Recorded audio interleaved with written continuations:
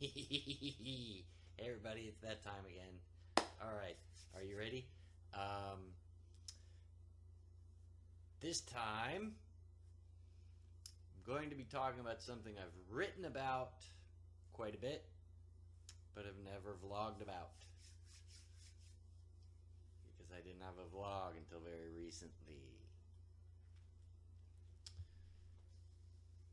My daughter is taking driver's ed, and driving is something that I take very seriously, and I've done it professionally, not racing, but I've had jobs where I had to drive a lot. The job I have now requires me to drive a lot, although I'm not driving other people as I have before. So I've been thinking a lot about the advice that I want to give Taylor and other up and coming drivers. But then it occurs to me, when you just learned how to drive and you have to read the books and do the studying and all that, that's when you're probably the most educated about rules of the road and the vehicle code and things like that.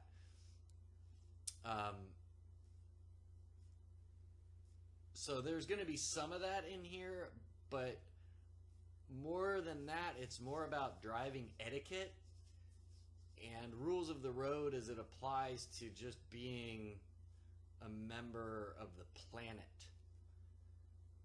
You know, I mean, I think the biggest problem we have, at least in this country, is that everybody gets into their car and thinks, I'm the only one that matters. My little piece of real estate on the road is all that matters, and fuck everybody else. And that's why there's so many road rage incidents. That's why there's so many accidents. That's why there's, you know, and so I want to share with you my thoughts on driving etiquette and the rules of the road, some of which are also part of the vehicle code, at least here in California. So I took some notes, so you'll see me referring to them from time to time. All right, so to my notes, the first thing I have on here is the yield sign. And the reason that that's the first thing that's on my notepad is because I dealt with a douchebag today who didn't know what a yield sign was.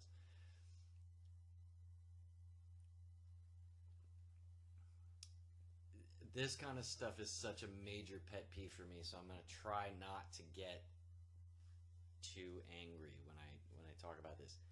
A yield sign, everybody knows, everybody in America who drives knows what a yield sign looks like, right? It's a triangle, right? And it's red and white, and it says yield through the middle of it. I am constantly amazed by the number of people who don't seem to remember their training in what a yield sign means. Yield means you're coming into a flow of traffic that's already established. And your job, if you are to yield, whether it's at a right turn, whether it's wherever, if there's a yield sign or if there's something that says yield to, your job is to look and acknowledge and pay attention. And if you're in a right turn lane that has a yield, your job is to look and see if there is a place in the flow of traffic that you can get into. If there isn't, you are to stop. Yield sign is, think of it this way, it is a look, pause, and then stop sign. Because If there's no place for you to go into the flow of traffic, then you are to stop. That is what a yield sign means. And then, when there is a place for you to safely enter the flow of traffic on the road that you're trying to get onto, then you go. I had this guy today in this like 80s model Mercedes sedan pulling a trailer of all things, who just decided to come right on in. and it's like, we'll get to the Mercedes douchebag thing later, but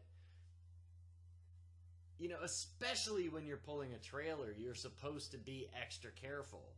I've pulled trailers, I've pulled construction trailers, I've pulled horse trailers. That's when you're the most careful. You don't just... All right. So yield means find an opening. If there is no opening, stop and wait for an opening. That's yield. Okay, next, merge. People confuse these two. Merge is used when you're when you're going from a slower traffic area or even a stop onto a faster moving traffic area like a highway or a freeway. A merge lane is usually really long.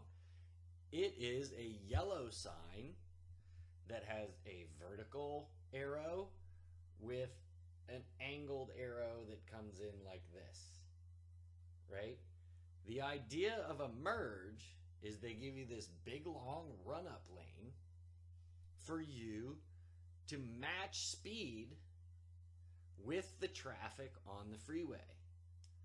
They give you this big long run-up lane, mash the accelerator down and get up to speed. If you do that, the people who are already on the road will see that you're already at their speed, and it makes it so much easier for you to get in. Merge in. That means don't make an ass out of yourself. Don't make it a problem for the people who are already there. Just go into the flow. That's what merge means. Get up to speed and move into the flow of traffic. Don't put up hoping that you're going to see an opening, because most of the people that put up, let's be honest, are in cars that even if they mashed the accelerator, couldn't get up to speed in that distance anyway. So yield means stop if you need to. Merge never means stop. Merge means get on the fucking power and find a way into the flow. Okay. Side note to merge. If you are already on the highway and you're coming up on a merge lane, an on-ramp or an interchange or whatever, and someone is merge impaired, or maybe it's a dump truck that's fully loaded, maybe it's a semi, maybe it's whatever, something that can't accelerate, doesn't have that kind of acceleration. And you can see, you can time it, you can look and go, okay, they're coming in up here and their rate isn't working for me. Check over your shoulder. If there's room in the left lane, just hit your signal, move on over, give them, and do it, you know, if you're paying attention and far enough ahead, you'll see that this interaction's going to happen. So if you move over, then the person behind you can see that maybe there's something else coming up, and maybe they can move over too if the left lane's free. And yeah, the asshole, I mean, if it's a merge deficient person that is the reason you have to move over, that's a bummer. But if you get over soon enough, then the person behind you can get over soon enough, And it's all about making things better for the people behind you. Do you understand? This is what traffic is all about. So if you move over, then they can move over. Then the merge deficient person, or the tractor trailer, or the bus, or the horse trailer, or the fully loaded dump truck, or whatever, can get on to the freeway with less interaction. Now, if the left lane is congested or something, you can't do that, so you still need to be aware when you're coming up on a merge that there's going to be probably a merge deficient person or a truck, and you need to be aware of that, because you could still probably find your way over. But it's because people in this country are so merge deficient that we have to be that aware when we're coming up on a merge. So if you're in the merge lane, don't be merge deficient. If you're on the freeway, be aware that there's probably a merge deficient person about to mess up your life. That's all. It's all about awareness. Okay, next. The left lane. The left lane is for passing, people. I'm going to say it again. The left lane is for passing. This is on a 2-lane highway, 2 lanes each direction, or a multi-lane highway each direction. It is not your job to be the pace car for the highway. If you're one of these people who sits in the left lane driving the speed limit and sees a train of people behind you flicking their lights and honking their horns, and you're sitting there going, I'm going 55, you're an asshole. And you're breaking the law. The second part of that is more important. In most states in this country, you will look to the right side of the road and see a sign that says, slower traffic, keep right. That is not a suggestion. That is a law. The left lane is for passing. So if you want to drive 55, 65, whatever the speed limit is, even if you want to drive a little bit below the speed limit, I'm fine with that. Just stay the fuck out of the left lane. Okay? Because then I can go right by you and everything's fine. What you don't understand, those of you that decide to be the highway pace car, you don't understand the impact that it's having miles behind you. And I'll talk about that a little bit later. If somebody wants to get by you and you're in the left lane, and if you know how to use your mirrors, that's important. That's a significantly important part of driving that people don't talk about enough. You should be in your mirrors every couple of seconds while you're driving on the highway. Right, left mirror, right mirror, center mirror, left mirror, right mirror, center mirror, front. I mean, driving requires a lot of attention. Don't be paying attention to your stereo. Don't be paying attention to the people in the car. Don't be, whatever. You're driving, okay? So if you look up into your rearview mirror and there's somebody right on your ass and you're in the left lane, move over. Don't pass judgment on the person. Don't, they want to get by. It's not your job to keep them at the posted speed limit. And contrary to popular belief of many of the highway pace car enthusiasts out there, it is not illegal necessarily to drive above the posted speed limit. If the flow of traffic is going at, if you're on a highway that's 55 miles an hour and the flow of traffic is going at 65 and everybody's getting along and nobody's doing anything dangerous, nobody's getting pulled over. I promise you. So you, by trying to stifle the flow of traffic, are actually causing more potential damage and harm and accidents than if you just move the hell over. So move the hell over.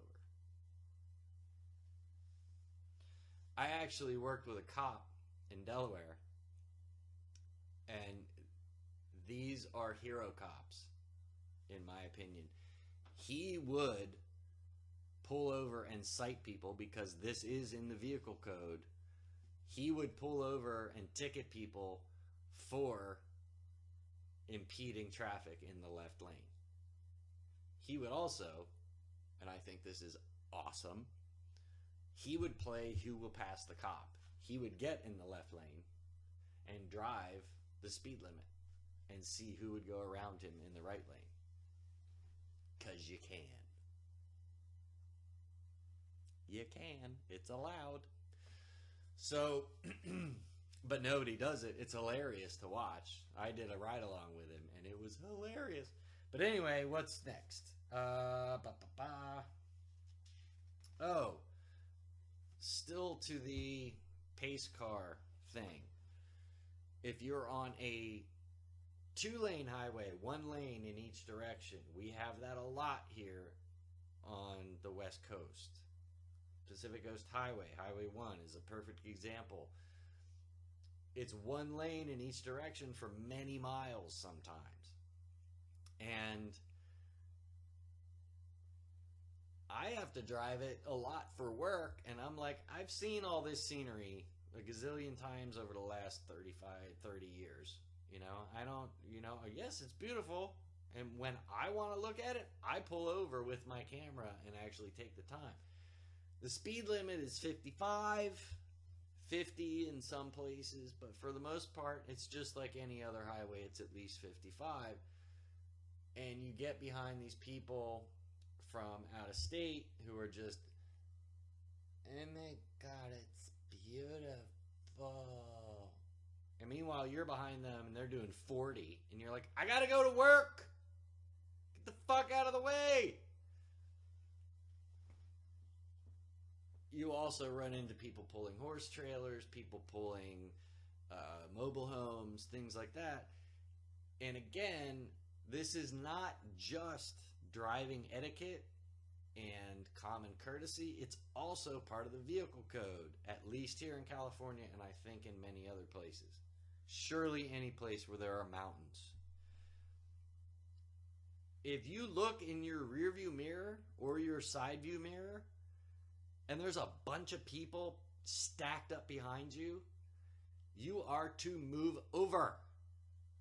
You are to find a place where you can pull off the road and let those people by. You are impeding traffic. You are creating a traffic jam by driving too slowly.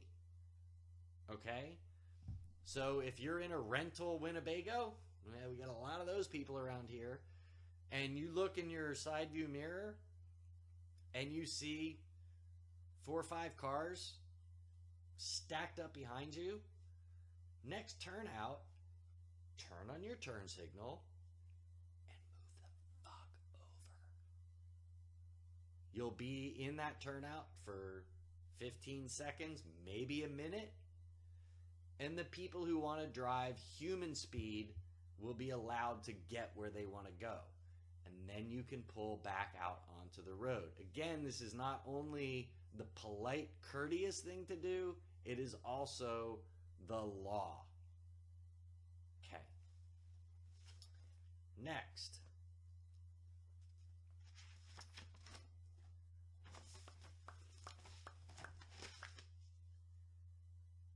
Well, this one is kind of a no-brainer except for the people that it applies to. Driving an expensive car does not give you a license to be a douchebag. I hate to break it to you, but just because your car is $50,000 or above, you don't get any special treatment. So stop with the randomly pulling in traffic. Stop with the, I don't, the reason that I don't smash into you people isn't because I'm afraid of the repercussions of denting your expensive car. It's because I don't have time. I would love to just go right into the fucking door of your $60,000-$70,000 car because you chose to move into my lane without signaling. I would love to slam on my brakes and let you be the at-fault rear ender because you think you own the fucking road because you have a BMW. Now let's be clear. Most of the time, the offenders are BMWs, less than it used to be. BMWs have gotten less douchey over the last 5 years or so. Audis have risen in douchiness to almost epic proportion. And Mercedes-Benz drivers have always been the douchiest of douches. So stop doing that. It's really, really obnoxious. And same with people who think that just because their vehicle is big enough, like the Excursion and the Suburban. I drove a Suburban for a long time, and I wasn't a dick when it came to forcing my way into traffic. Put your turn signal on and wait your turn. If you're polite, somebody will let you in. That's such a huge pet peeve for me. It happened to me just yesterday on the fishhook, and I just wanted to nail this bitch in her passenger door because she was so, oh, I'm entitled. No, you're not.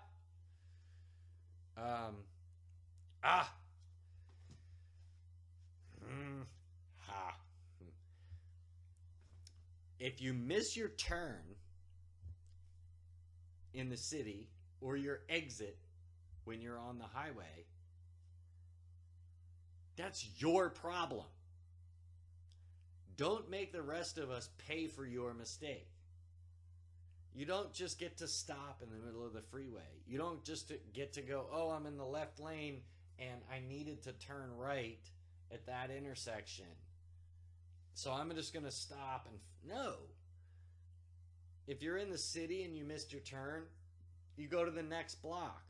Oh, it might be a one-way street, so you go to the next block. You find the next place that you can make the turn that you needed, and then you backtrack to where you wanted to be. Similarly, on the highway, if you miss your exit, you go to the next exit, you get off, maybe you get back on and come back, or maybe you take surface streets to get back to where you were. But you don't just decide, oh, I'm the most important person on the road, and I'm going to stop, or I'm going to dive over, or I'm going to do any of this other bullshit stuff that I see all the time because I'm the most important person. No. Be considerate. Be courteous. These are people's lives that you're fucking with by being so selfish.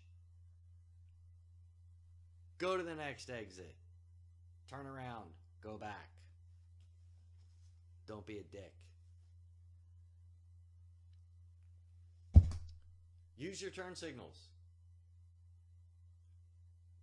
Didn't every single one of us, just in order to get a license in this country, learn that moving the stock up is a right turn and moving the stock down is a left turn? And you're supposed to do it in advance of your intention of making a directional move? If you want to change lanes on the freeway, look for an opening in your mirrors or over your shoulder. When you see that it's on its way, then you signal before it's time to actually make the change. When the car moves past you and you now have the opening, then you move over. Similarly to making a turn in the city. Let the people know behind you. I know, a block or so ahead, that I'm going to be turning. So, half a block before my turn, I'm going to actually hit my indicator so that the people behind me realize that I intend to turn, and they don't have to assume when they see my brake lights come on suddenly when I'm nearing the intersection, why is this person slowing down? Why are they hitting their brakes? Is there a ball rolling into the road? Is there an animal in the road? Is there a child in the road? Is there what the fuck is going on? Why are they slowing down? Oh, they're just a dick and they're turning. Use your turn signals. Trucks, especially on the highway, people, you do not understand the shit that truckers deal with. I could never be a trucker just purely because I would want to jump out of my rig and pound people on a daily basis. I don't know how they do it. I do not know how they keep their cool. It must be part of getting a license to drive a big rig. People in cars are such assholes to truckers, it's not even funny. Trucks are huge. They're massive. And they're heavy.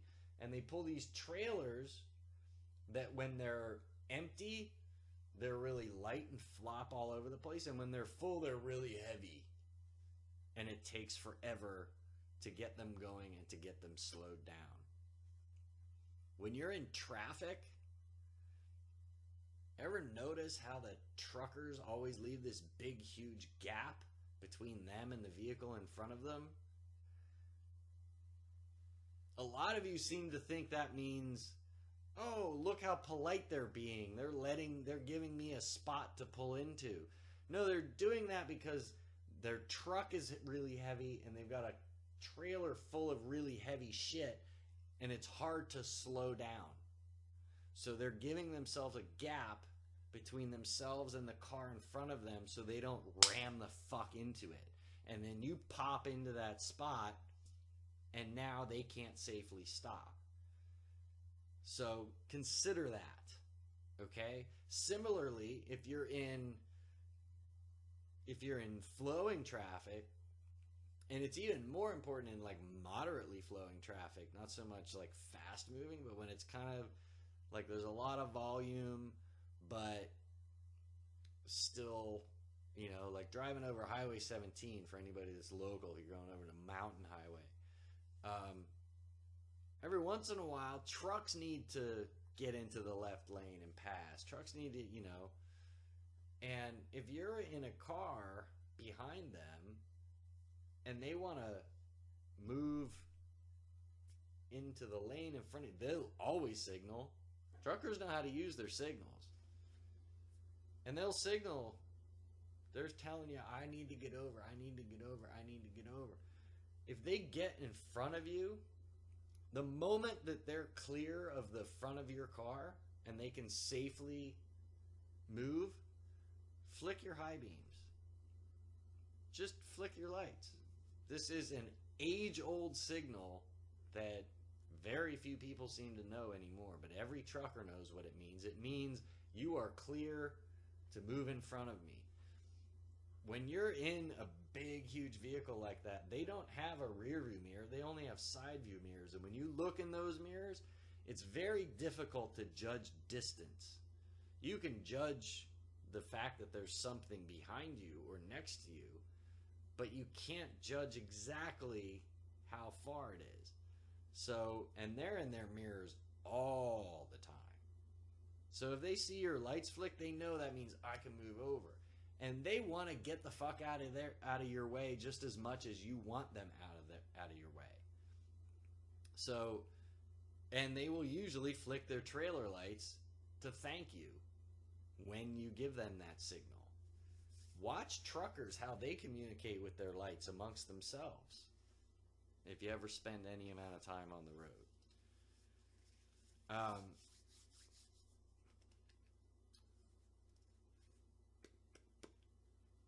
Back to the thing where they leave a big space in traffic. If it's one of those big rigs that has where the engine's in front instead of under the cab over, I think is the one they call the flat faced ones. You know, a lot of them have that big, like the Mack and the Peterbilt traditional trucks. They can't see what's right in front of them. So you're taking your life in your hands if you just pop right in front of them, especially if traffic is moving and they can't see you. You know, you're in a little car or whatever. So just be aware of that. Okay. Whenever driving, always look at least a quarter of a mile in front of where you are. This is why I'm an awful passenger, because I realize that most of the people that I know only look directly in front of their car. And so I see stuff that's happening way in front of us, and I see the chain reaction coming back, and the person driving doesn't see it until it's right there, and then it's a panic move. If you're looking, you know, obviously you're constantly, you're looking in your mirrors, you're looking far ahead, you're looking right ahead, you're looking everywhere. But if you always know what's going on 2, 3, 4 cars in front of you, and you see that fourth car in front of you, you see brake lights come on, you can let off the accelerator and pay attention, see if the accordion effect comes back to you. Maybe the second person will hit their brakes too, but maybe the third and fourth don't. But you've slowed down a little bit just in case, but not enough to affect the person behind you, right? And then you see, okay, maybe that was a panic brake or whatever, and you're still rolling. Now, if you wait until the person in front of you hits their brakes, you're going to hit your brakes a little harder than they did, and then the person behind you is going to hit their brakes a little harder than you did, and snow on. And eventually, that translates backwards into a traffic jam. Ever been in a traffic jam where it starts to move again suddenly? There's no accident, there's no construction, there's no anything, there's no bottleneck, nothing. That's from people hitting their brakes. It happens, most of the traffic jams that we deal with are from that. It's from volume, from people following too closely, and from people brake checking because they're not paying attention far enough ahead. So, if you get stuck in one of those, leave a gap, like the truckers do, but for a different reason. If you're paying attention far enough ahead, and you have a 3 or 4 car length gap between you and the car in front of you, you can see when the brake lights start. And you don't have to hit your brakes because you've got this room to coast. You just let off the accelerator and coast. And you don't have to even touch your brakes until you're just about to contact the car in front of you. If this is done properly, you very rarely have to actually hit your brake pedal when you're stuck in traffic. This is what solves traffic. There's enough people that know about this that you can actually kind of get a little fraternity around you and solve the traffic for the people behind you. They won't have to deal with it as bad as you've been sitting in because you and the people around you are keeping it rolling. It's every time you come to a stop, it accordions backwards. Now, when you do this, there's always going to be the dickhead, usually in a luxury vehicle, who is going to go, oh, you left room, and they're going to hop in. Fine. Just let off the accelerator and let them move forward until you have that same buffer. It works, I'm telling you. And it's much less stressful than being right on the bumper of the person in front of you and having to brake all the time. I mean, when traffic's moving that slow, you really don't care if somebody moves in front of you. You really don't. You're going 2 miles an hour. Let the dickhead move over. It doesn't affect your day whatsoever.